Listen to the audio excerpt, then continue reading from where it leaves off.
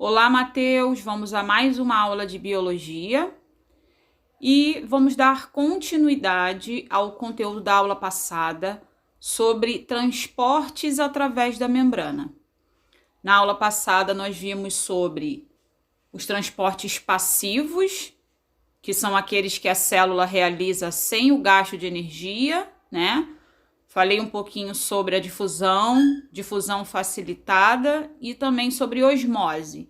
Na aula de hoje, eu vou estar te explicando sobre o transporte ativo e também os transportes em bloco ou mediados por vesícula.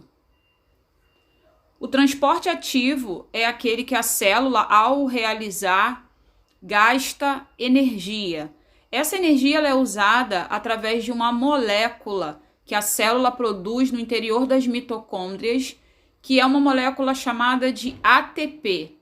A sigla ATP significa trifosfato de adenosina ou adenosina trifosfato. Trata-se de uma molécula que a célula armazena e que, quando ela precisa fazer atividades que há gasto de energia, ela utiliza esse ATP como uma moeda de troca, ok? Bom, o transporte ativo que a gente vai estar vendo agora é chamado de bomba de sódio e potássio. Observe essa imagem. O sódio ele está simbolizado por Na e o potássio por K+. Então, esses dois íons, eles precisam estar em concentrações diferentes no meio intra e extracelular.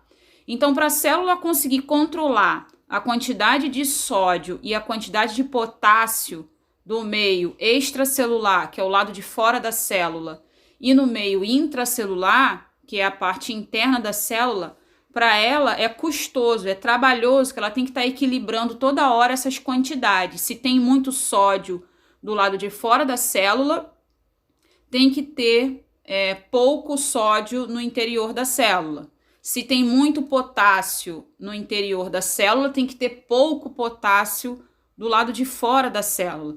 Então, a célula tem que estar o tempo todo lutando para manter esse equilíbrio osmótico. E é isso que faz com que ela gaste energia utilizando aí a molécula de ATP. Então, na bomba de sódio e potássio, a diferença entre as concentrações externas e internas desses íons de sódio e potássio na célula permite a polarização da membrana, tá? Então, nessa imagem, entenda que a parte que está na coloração amarelo claro significa o lado de fora da célula. E a parte que está depois da membrana plasmática é a parte interna, é o meio intracelular. Então, a célula precisa estar ali, ó, equilibrando esse gradiente de concentração entre sódio, representado por Na, e potássio, representado por K+.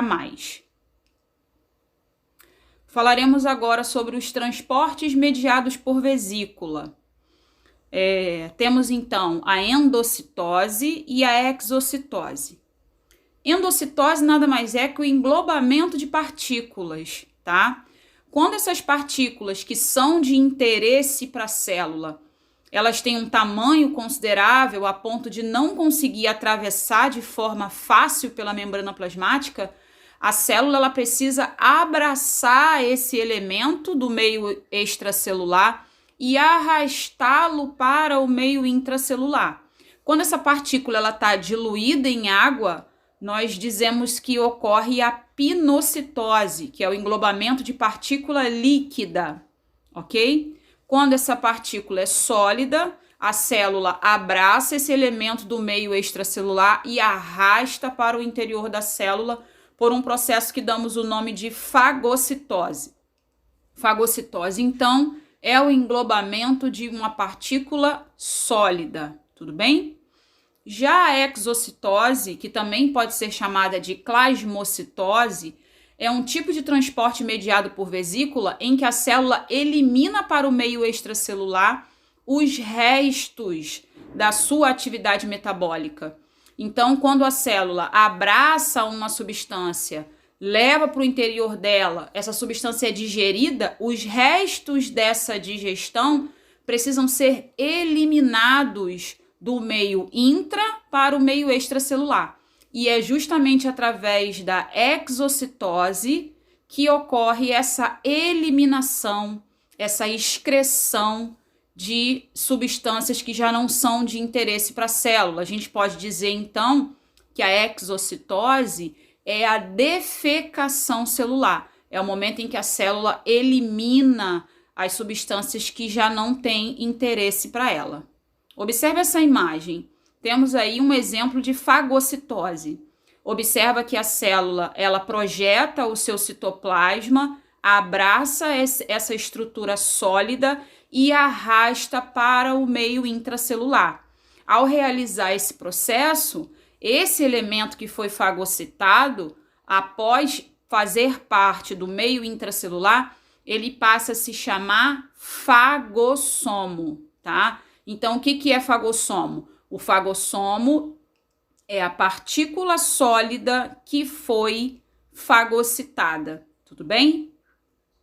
Já a pinocitose é o englobamento de partícula líquida. A célula, então, projeta o seu citoplasma através de falsos pés, que a gente chama de pseudópodes, abraça esse elemento líquido e o arrasta para o meio intracelular. Essa partícula líquida, após ser abraçada, passa a se chamar pinossomo. Então, o pinossomo é a partícula líquida que foi pinocitada pela célula, tá? Observa os detalhes da imagem em que mostra para você qual é o meio extracelular e qual é o meio intracelular, fazendo você entender que essa partícula líquida, ela veio lá do lado de fora da célula, foi pinocitada e agora passou a fazer parte do meio intracelular e aí sim passa a se chamar pinossomo, ok? Nessa imagem temos uma ilustração, né, do processo de plasmocitose, que é a defecação celular. Então entenda, o pinossomo, que é o resultado da pinocitose, e o fagossomo, que é o resultado da fagocitose, esses elementos são digeridos por uma organela celular que está mergulhada no citoplasma das células, chamadas de lisossomos. Os lisossomos realizam a digestão celular porque eles apresentam enzimas digestivas. Após essa digestão, os elementos que não têm mais interesse no interior da célula, eles precisam ser jogados para fora, pelo processo de defecação celular, que em biologia a gente chama de plasmocitose e que pode ser chamada também de exocitose, tá ok?